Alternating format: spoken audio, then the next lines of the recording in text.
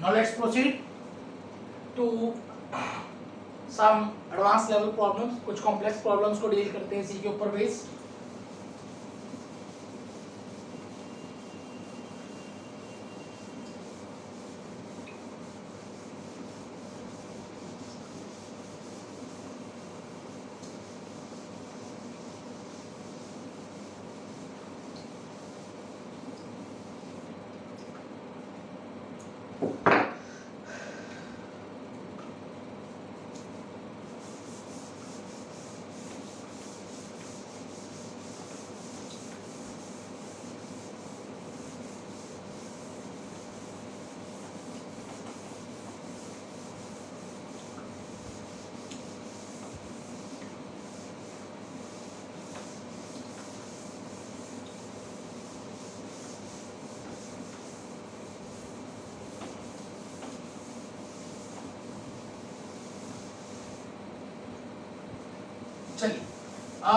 Problem number 3.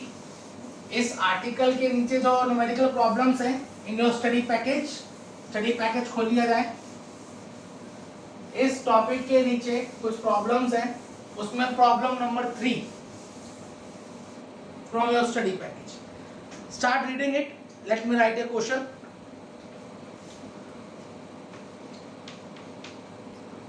A liquid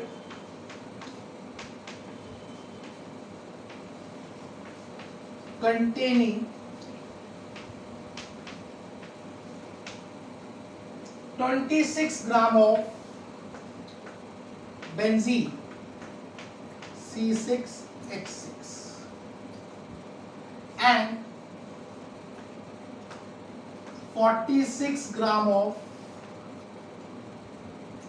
C7H8 at 50 degrees Celsius has a vapor pressure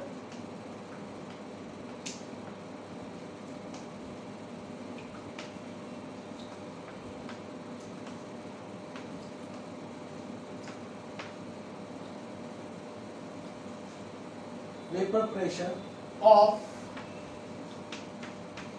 163.5 mm of Hg.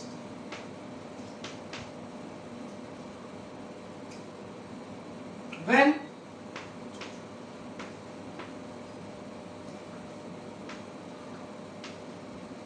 another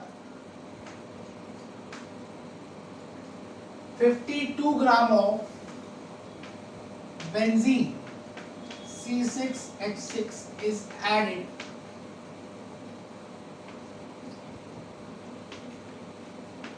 the vapor pressure of a mixture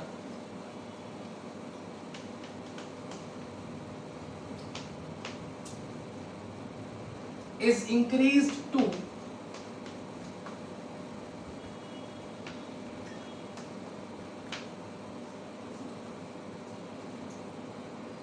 211.57 mm of Hg.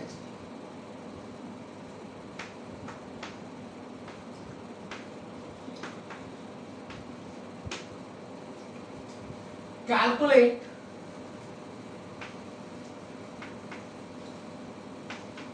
vapor pressure of pure components.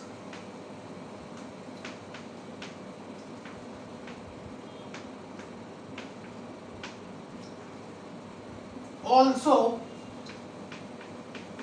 find the value of A and B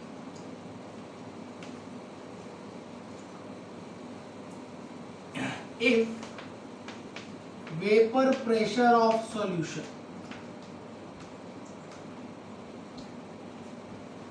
is represented by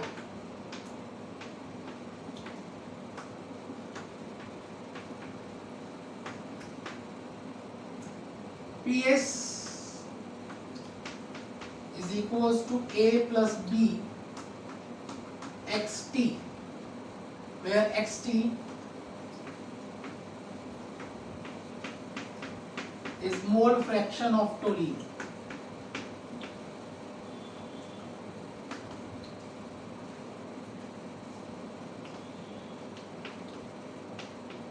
चलिए सबसे पहले question को बड़े ध्यान से पढ़ा जाए, question को ध्यान से समझा जाए।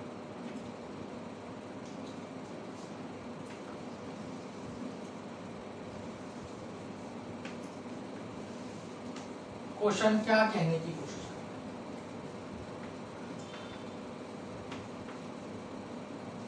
A liquid containing इतना ग्राम ऑफ बेंजीन, इतना ग्राम ऑफ टोलीन, इतना ग्राम बेंजीन है और इतना ग्राम टोलीन है। Let me check the values once again, that's 26 gram and ठीक है। उसके बाद एट 50 डिग्री सेल्सियस इतना वेपर प्रेशर है सॉल्यूशन का। 50 डिग्री सेल्सियस पर जो सॉल्यूशन है जिसके अंदर इतना ग्राम बेंजीन, इतना ग्राम टोलीन है, उसका वेपर प्रेशर इतना है। उसके बाद उसमें 52 ग्राम बेंजीन और ऐड कर दिया जा रहा है और ऐड करने के बाद जो सॉल्यूशन है उसका वेपर प्रेशर पहुंच जा रहा है is increase to 211.57 mm of Hg। यहां तक वेपर प्रेशर पहुंच जा रहा है।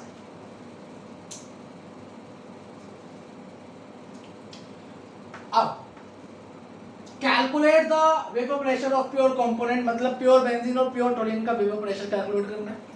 उसके बाद हमें A और B की वैल्यू कैलकुलेट करनी है जब PS is represented by A plus B xt, xt is the mole fraction of toluene। ठीक है, देखिए सबसे पहले जो क्वेश्चन में गिवन है उसको लिख लिया जाए। मैं बेंजीन को A मान लेता हूं,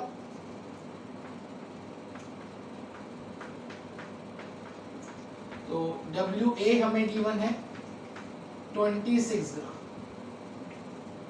तो moles of benzene 26 by 78, that's come out to be 1/3। उसके बाद मैं टोलीन को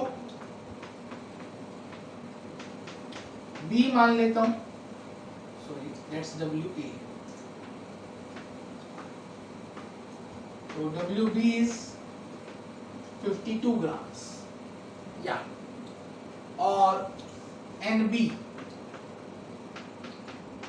52 by toluene is C7H18, C8492। Now let me calculate it once again।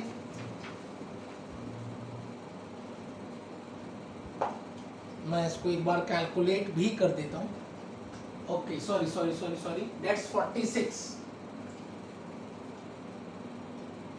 46 और यहाँ पर आ जाएगा 1/2।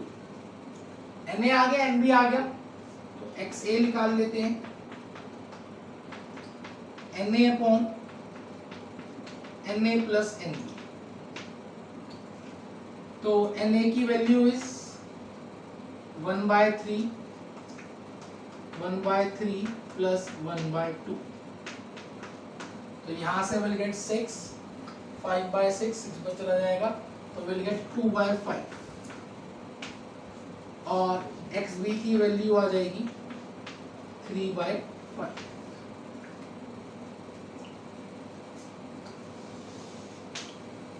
इनिशियली जो डाटा था मैं उस पे वैल्यूज को सब्स्टिट्यूट करता हूं। PS is equals to PA naught XA plus PB naught XB। PS is 163.5,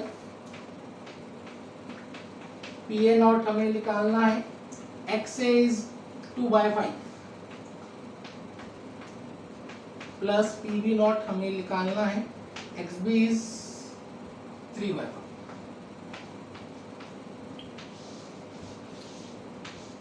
यहां से एक्सप्रेशन आ गया। अब जब उसमें ऐड कर दिया है, आफ्टर एडिंग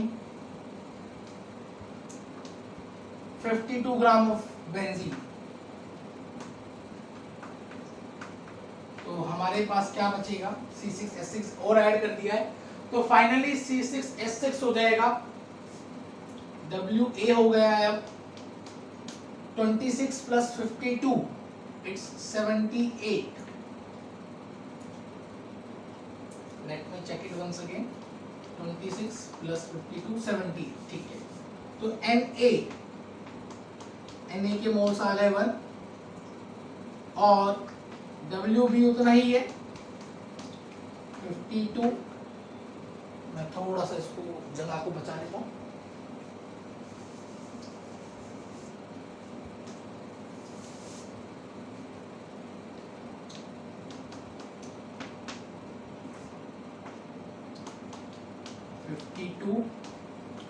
NB आ गया, NB में कोई चेंज नहीं आया है, half C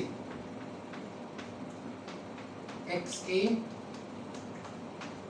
NA upon NA plus NB, NA is 1 plus 1 by 2,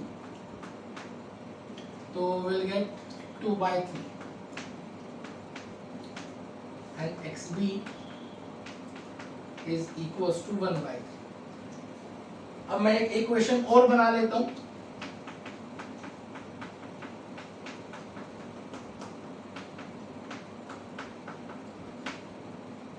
PS कितना हो गया ऐड करने के बाद 211.57। PA नॉट मुझे निकालना है, XA is 2 by 3 plus PB not मुझे निकालना है and XB is 1 by 3। लीजिए एक इक्वेशन और आ गई। I have to sort out these two equations, मुझे इन दोनों इक्वेशंस को सॉर्ट आउट करना है। मैं क्या करता हूँ, इस इक्वेशन को 3 से मल्टीप्लाई कर देता हूँ, इस इक्वेशन को 5 से मल्टीप्लाई। मैं जब इस इक्वेशन को 5 से मल्टीप्लाई करूंगा तो हमारे पास क्या आ जाएगा, 2PA not plus 3PB not, और यहां पर जब मैं 3 से मल्टीप्लाई करूंगा तो will get 2PA not plus PB not.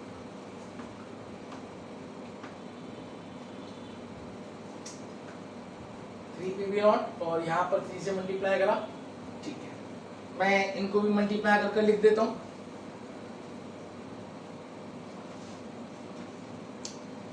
तो विल गेट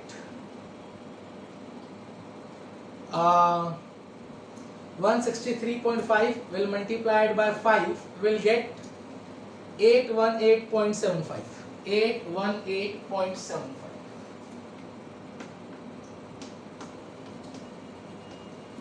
और इसको भी मैं कैलकुलेट कर देता हूँ। 211.57 multiplied by 3 will get 634.7। Now let us minus, दोनों को माइनस कर देता हूँ। PA नॉट से PA नॉट कट गया, यहाँ पर आ गया 2PB नॉट, और इसको माइनस कर लेता हूँ मैं भी।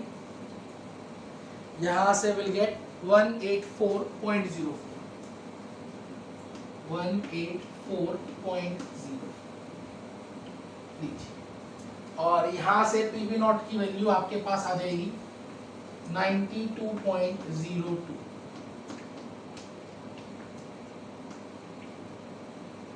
ये लीजिए PB नॉट आ गया, मेरा काम हो गया पहला। PA नॉट और निकालना है, तो PA नॉट निकालने के लिए मैं क्या करता हूँ, इस इक्वेशन में सब्स्टिट्यूट कर देता हूँ। 634.71 is equals to 2 PA not plus 92.02। 634.71 minus 92.02 is equals to 2 PA not, और 639.02 upon 2 is equals to P। मैं इसी समय इसको कैलकुलेट कर देता हूँ। It will come out to be 271.345। 271.435. That will be our PA naught. लीजिए PA naught भी आ गया, PB naught भी आ गया। आखिरी काम, हमें A और B की वैल्यूज निकालनी है। देखिए हमने पढ़ा था PS is equals to PA naught XA plus PB naught XB। मैंने B जो माना है वो टोलीन को माना है, तो इसकी मोल फ्रैक्शन को मैं लिख देता हूं XB is equals to XT।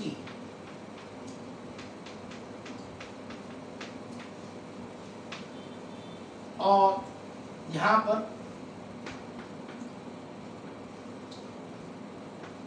XA is equals to XB benzene. तो PA नॉट, इसको मैं लिखता हूं 1 minus XB plus PB not XB। तो यहां से PS आ गया PA not minus PA not XB plus PB not XB। PS की value PA not plus PB not minus PA not XB। Observe it, XB को क्या माना है मैंने, मोल फ्रैक्शन ऑफ टोलीन। तो PS is equals to PA not plus PB not minus PA not XT। Now compare it with that equation। इस equation से compare करा जाए, PS is equals to A plus B XT। Observe it, A की value हमारे पास आ गई, A is equals to PA not and B is equals to PB not minus PA not. ये लीजिए A की value तो साफ साफ आ गई है P नॉट के बराबर, B की वैल्यू PB नॉट में से PA नॉट माइनस कर दीजिए, you will get the value of B। Observe it, किस तरीके से क्वेश्चन को बनाया गया। इनिशियल कंडीशंस ये थी, मोल फ्रैक्शन निकाली, दोनों की इक्वेशन बना दी, 52 ग्राम बेंजीन ऐड कर दिया गया, मोल फ्रैक्शन निकाली, एक इक्वेशन निकाली, दोनों इक्वेशंस को सॉर्ट आउट करा, यहां से PB नॉट आ गया, PB नॉट आने के बाद PA नॉट, और फिर इस तरीके से इस इक्वेशन को यहाँ पर दे रखी थी हमने यहां से इक्वेशन इसी फॉर्म में बना ली, कंपेयर करा, तो A की वैल्यू PA नॉट और B की value PB not minus PA not.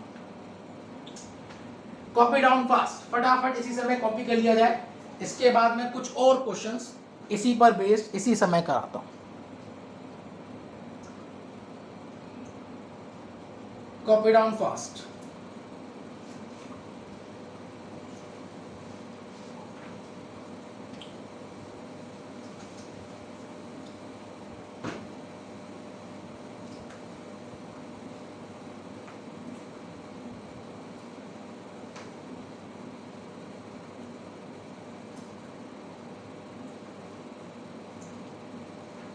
चलिए, now let's move on to the another question।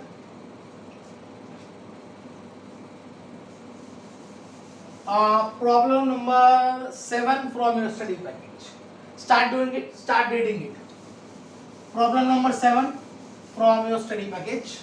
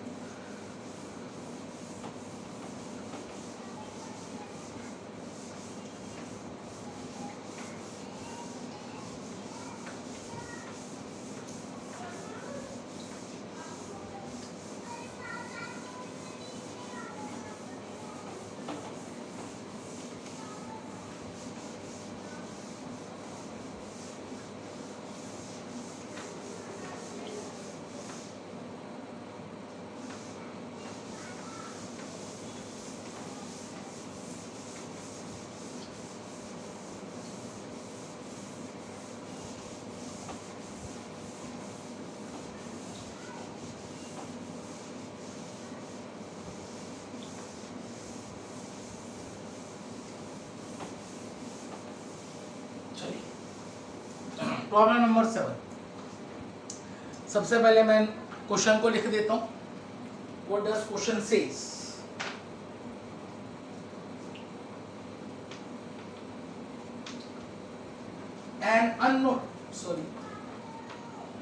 an unknown compound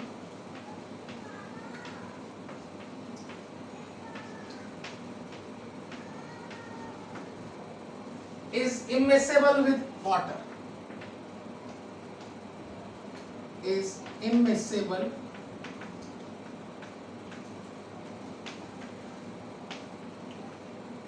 with water.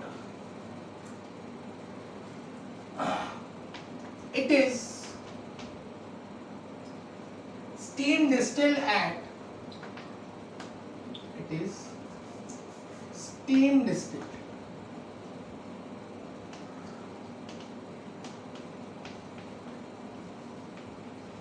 at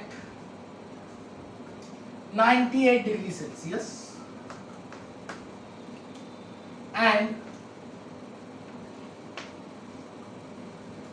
pressure of solution मतलब P is equals to 73H torr. Torr is the unit of pressure. Full stop. Vapor pressure of water is 707 torr at 98 degrees Celsius. The distillate was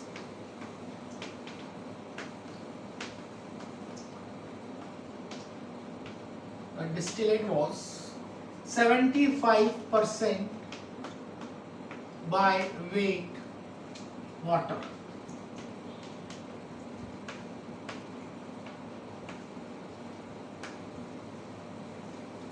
Calculate the molecular weight. The molecular weight of unknown compound.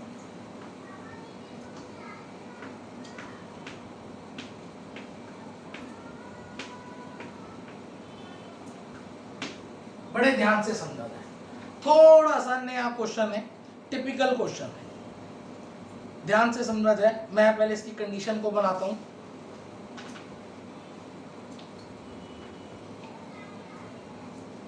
देखिए, एक unknown compound है जो immiscible with water है, water के साथ dissolve नहीं हो रहा है, इमिसिबल है.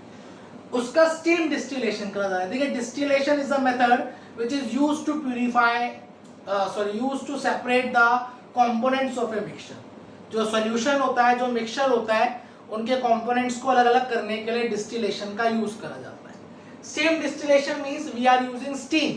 जिसमें स्टीम का उपयोग हो रहा है उसको कहा जाता है स्टीम डिस्टिलेशन.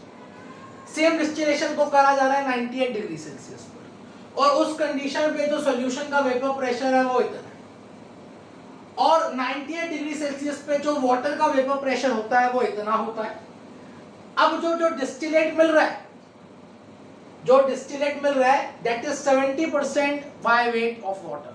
मतलब जो डिस्टिलेट मिल रहा है उसमें 75 ग्राम वाटर है और बचा हुआ 25 ग्राम वह अननोन कंपाउंड है. 75% वाटर, 25% अननोन कंपाउंड है. तो हमें उस अननोन कंपाउंड का मॉलिक्यूलर मास को निकालना है. देखिए, मैं डिस्टिलेशन के लिए कंडीशन बनाता हूं. सबसे पहले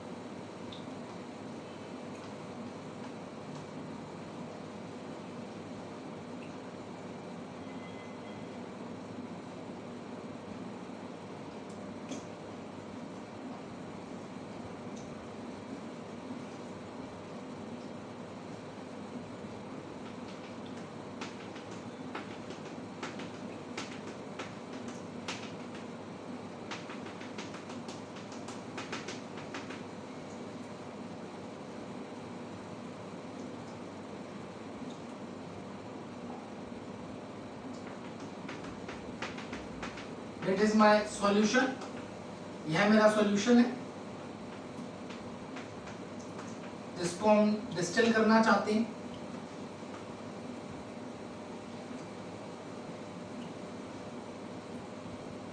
इसको हीट भी करा जाता है नीचे से, और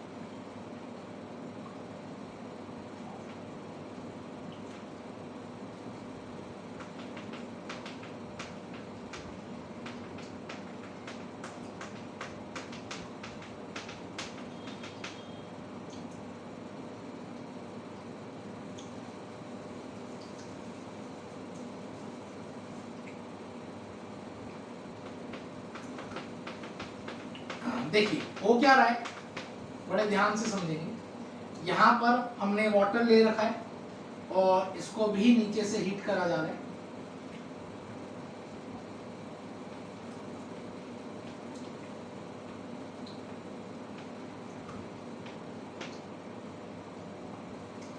अब देखिए बड़े ध्यान से समझेंगे, that is my water,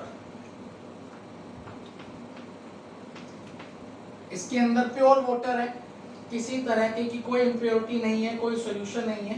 that is my pure water, पूरा प्योर वाटर है और कुछ भी नहीं है। इस प्योर वाटर को हीट करा जा रहा है, बॉईल करा जा रहा है, और जब हम हीट करेंगे, बॉईल करेंगे, तो what will happen, that will evaporate, यह इवेपोरेट करेगा, बॉईल करेगा, और बॉईल कर it will converted into the form of vapours, ये वेपर्स की फॉर्म में कन्वर्ट हो जाएगा, और ये वेपर्स यहां से इधर की तरफ आएंगे।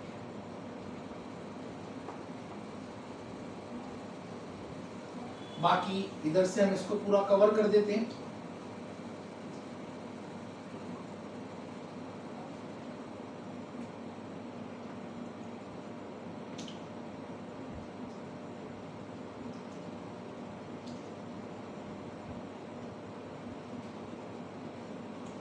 यहाँ से कवर कर दिया गया पूरा, मतलब जो स्टीम है, जो वेपर्स बन रहे हैं, वो इसी ट्यूब के अंदर से पास करे और कहीं से जाएगा, सिर्फ इसी ट्यूब में से पास कर कर उधर की तरफ जाए। अब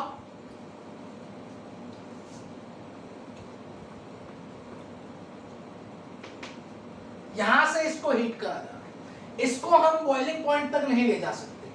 स्टीम डिस्टिलेशन उन्हीं का करा जाता है जिनका बॉइलिंग पॉइंट अचीव नहीं करा जा सकता। इनका बॉइलिंग पॉइंट अचीव इसलिए नहीं करा जाता है क्योंकि इन्हें ज्यादा हीट करने पर इनका chemical formula, chemical structure change हो जाता है, वहां पर इनका केमिकल नेचर में परिवर्तन आ जाता है, इसलिए इनको ज्यादा टेम्परेचर पर बॉयल, ज्यादा टेम्परेचर पर हीट कभी नहीं करा जा सकता, इसलिए इनको ज्यादा टेम्परेचर पर हीट नहीं करते, और इसके लिए हम यहाँ से स्टीम देते हैं।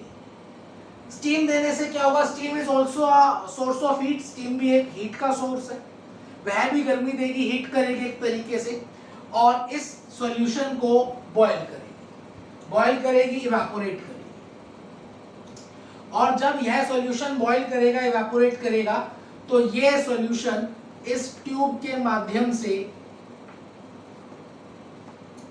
इधर की तरफ आ जाएगा।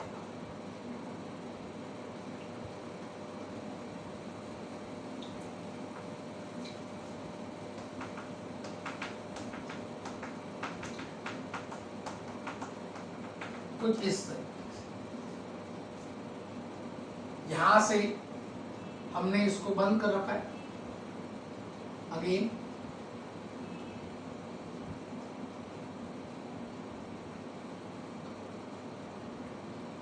मतलब कुछ भी बाहर नहीं जाएगा,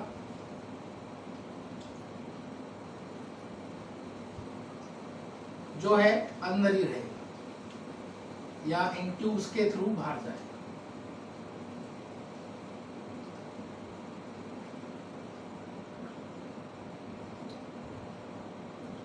इस तरीके से हमने इनको बंद कर रखा।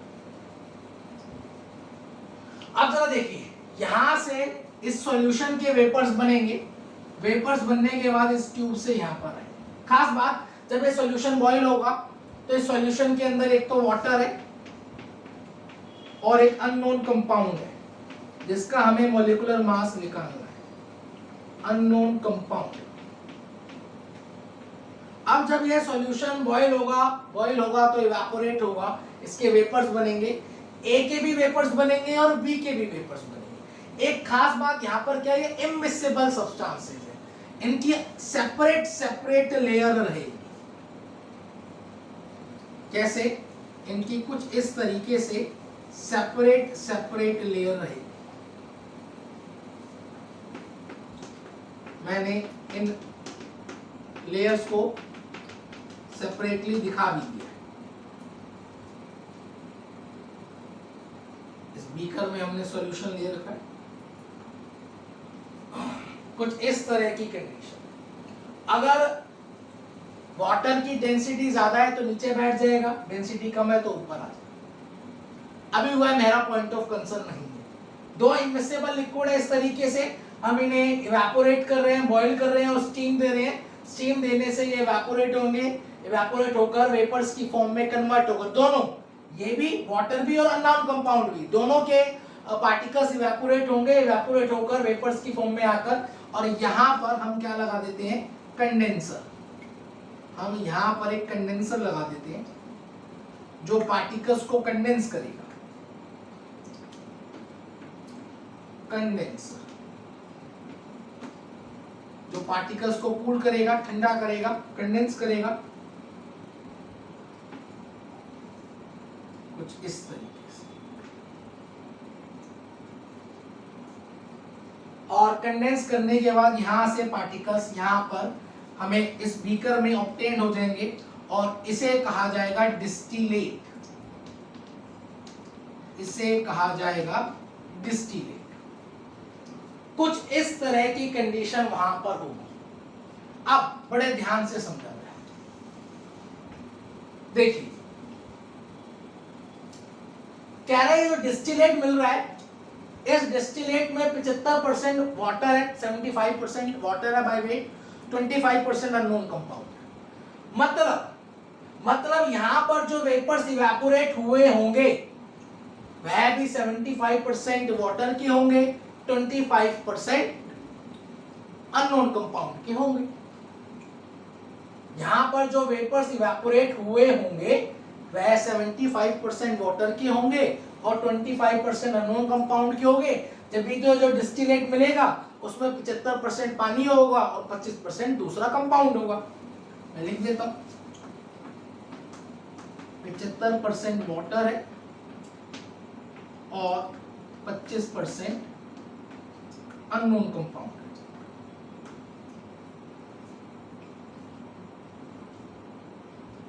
ठीक है।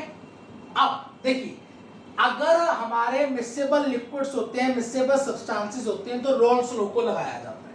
हम कहते हैं फॉर मिक्सेबल सब्सटेंसेस,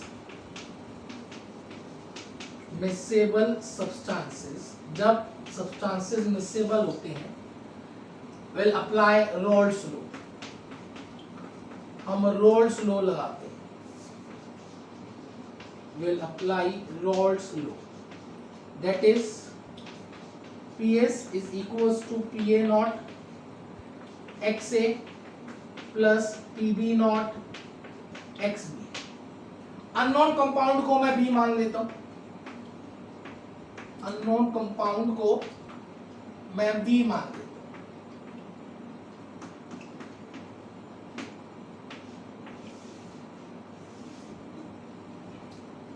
पर यह तो इमिसिबल लिक्विड्स हैं, दो ऐसे लिक्विड हैं जो आपस में मिक्स ही नहीं हो रहे। ऐसी कंडीशन पे जब दो इमिसिबल लिक्विड्स होते हैं तो रोल्स लॉ को नहीं लगाया जा सकता। हम कहते हैं यह जो बना है यह सॉल्यूशन है ही नहीं, ये होमोजीनियस मिक्सचर ही नहीं। इस कंडीशन पे रोल्स लॉ नहीं लगाया जा सकता। अब हम कहते हैं इस कंडीशन पे जो टोटल प्रेशर होगा, जो वेपर्स बनेंगे वाटर के और अननोन कंपाउंड के, उसकी वजह से जो टोटल वेपर प्रेशर होगा PS,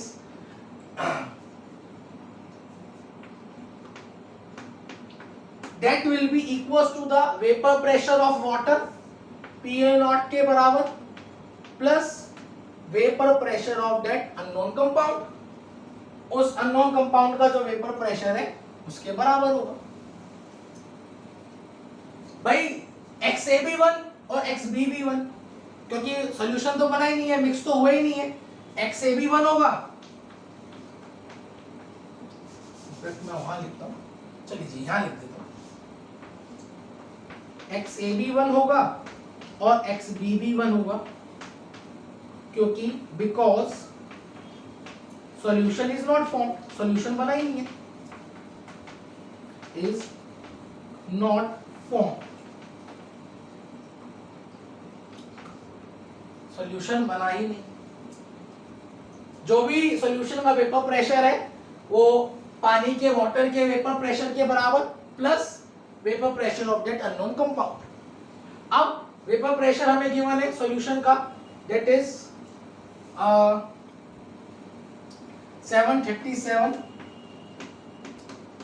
वाटर का 707 और इसका वेपर प्रेशर प्योर कंपाउंड का निकल जाएगा, that is 30 torr, that will be the vapor pressure of pure unknown compound। इस अननोन कंपाउंड का वेपर प्रेशर आ गया। ऑब्जर्व, अब हमने पढ़ा है according to Dalton pressure is directly proportional to number of moles, मतलब pressure of water upon pressure of unknown compound, जिसे मैंने B माना है, that is Na upon Nb। ये बात हमें पता है, इस बात को वी नो वेरी वेल। अब PA0 वाटर का हमें पता है 707, PB0 30 आया है, Na मोल्स ऑफ A, भाई कितने वेपर्स है, vapours of A, weight of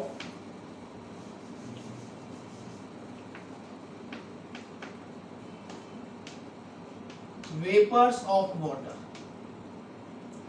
जो वाटर के वेपर्स बन रहे हैं उनका कितना वजन है 75 ग्राम। कैसे निकाला भाई, वो बोल रहे हैं 75 ग्राम डिस्टिलेट है, जो डिस्टिलेट होके मिल रहा है उसमें 75% पानी है, 25% अननोन कंपाउंड है, मतलब 100 में 25 ग्राम पानी है, 25 ग्राम अननोन कंपाउंड है।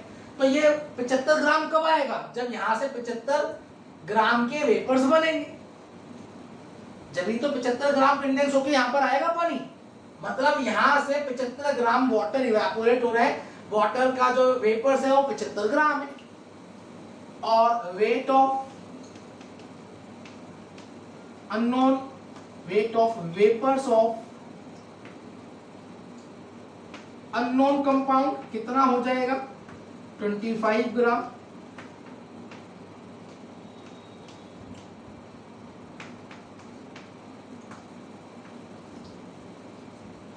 तो यहां से मैं वैल्यूज को सब्स्टिट्यूट करता हूं, 75/80 अपॉन 25/m।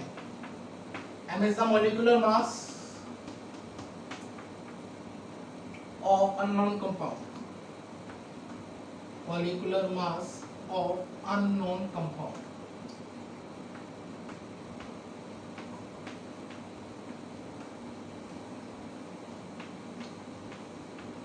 अब लेट मी कैलकुलेट इट, इसे इसी समय सॉर्ट आउट कर लिया जाए।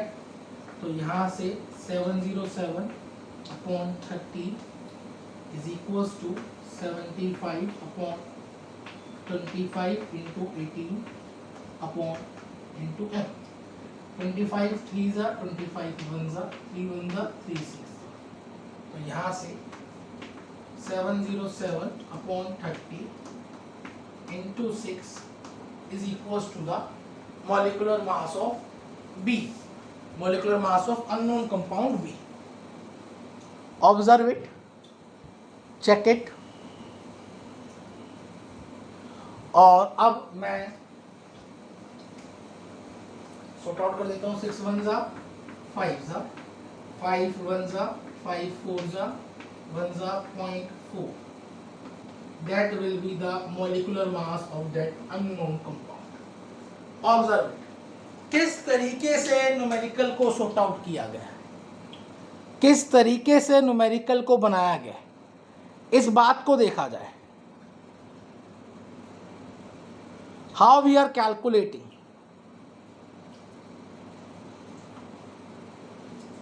क्या हुआ है, सबसे पहले मैंने कंडीशन बनाई डिस्टिलेशन की, उस कंडीशन को बनाकर देखा, समझा, उससे पता लगा 75 ग्राम पानी है, 25 ग्राम अननोन कंपाउंड है डिस्टिलेट में, तो वेपर्स भी 75 ग्राम के बनेंगे और 25 ग्राम के बनेंगे। इस कंडीशन में रॉल्स लॉ नहीं लगाया जा सकता क्योंकि मिक्सेबल लिक्विड्स है, मिक्स नहीं हो रहे हैं, इसका मतलब XA भी बन रहा है XB भी बन रहा है क्योंकि सॉल्यूशन तो बना ही नहीं, प्योर कंडीशन है।